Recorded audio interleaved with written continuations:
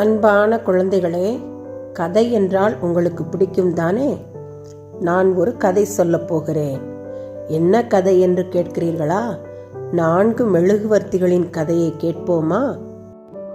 இதோ, ஒரு அறையில் 4 மெழுகுவர்த்திகள் எரிந்து கொண்டு இருந்தன. அவற்றின் பெயர் என்னவென்று உங்களுக்கு தெரியுமா? முதல் மெழுகுவர்த்தியின் பெயர் அமைதி, இரண்டாவது மெழுகுவர்த்தியின் பெயர் அன்பு, மூன்றாவது மெழுகுவர்த்தியின் பெயர் அறிவு, நான்காவது மெழுகுவர்த்தியின் பெயர் நம்பிக்கை. இந்த 4 மெழுகுவர்த்திகளும் பேசி சிரித்து கொண்டே அழகாக ஒளி வீசிக் கொண்டிருந்தன. திடீரென கொஞ்சம் வேகமாக காற்று வீசியது. அப்பொழுது முதல் மெழுகுவர்த்தியான அமைதி சொன்னது, ஆகா, காற்று வீசுகின்றதே, நான் அணைந்து விடுவேன் என்று பலவீனமாக சொன்னது. அப்படியே காற்று பட்டதும் அணைந்தே விட்டது. அன்பு என்ற மெழுகுவர்த்திக்கு பயம் வந்துவிட்டது. ஆகா, அமைதி என்ற மெழுகுவர்த்தி அணைந்து விட்டதே, நான் என்ன செய்வேன்?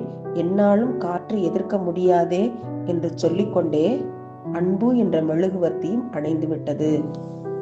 அடுத்ததாக அறிவு என்ற மெழுகுவர்த்தி பேசியது. ஆகா, என் நண்பர்களான அமைதி, அன்பு என்ற மெழுகுவர்த்திகள் அணைந்து போய்விட்டனவே, நான் என்ன செய்வேன்? இந்த காற்றை என்னால் எதிர்க்க முடியாதே என்று கதறிக்கொண்டிருந்தது. 4வது மெழுகுவர்த்தியும் காற்று பட்டவுடனே சில நொடிகள் போராடி பார்த்தது. அதனால் ஜெயிக்க முடியவில்லை. அதுவும் அணைந்து போனது. இப்பொழுது ஒரே ஒரு மெழுகுவர்த்தி தான் எரிந்து கொண்டிருக்கிறது. நம்பிக்கை என்ற மெழுகுவர்த்தி தான் அது. அப்போது அந்த அறையில் ஒரு சிறுவன் நுழைந்தான்.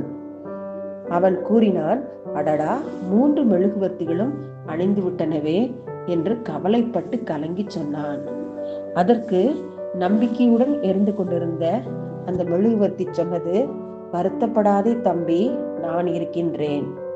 என்னை வைத்து மற்ற 3 மெழுகுவர்த்தியும் பற்ற வைத்து விடு என்று சொன்னது.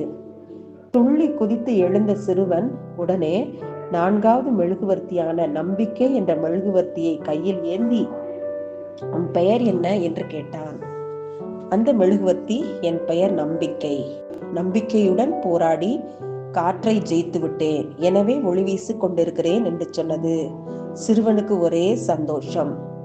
அந்த நம்பிக்கை என்ற மெழுகுவர்த்தியை கையில் ஏந்தி மற்ற 3 மெழுகுவர்த்திகளான அமைதி, அன்பு, அறிவு என்ற மெழுகுவர்த்திகளையும் பற்ற வைத்தான். இப்பொழுது 4 மெழுகுவர்த்திகளும் பேசி சிரித்து சந்தோஷமாக எரிந்து அந்த அறை முழுவதையும் ஒளியால் நிரப்பிக் கொண்டிருந்தன. நாமும் நம்முடைய வாழ்வில் நம்பிக்கையை மட்டும் எப்பொழுதும் இழந்துவிடக்கூடாது. எப்பொழுதும் நாம் பிறருக்கு நம்பிக்கை ஊட்டுபவர்களாக, நம்முடைய நம்பிக்கையை தளர விடாதபடி எப்பொழுதும் சந்தோஷமாக, தைரியமாக, கான்பிடென்ட்டாக காணப்பட வேண்டும். கர்த்தராகிய இயேசு கிறிஸ்து நம் அனைவருக்கும் நம்பிக்கையை தந்து நம்மை வழிநடத்துவாராக.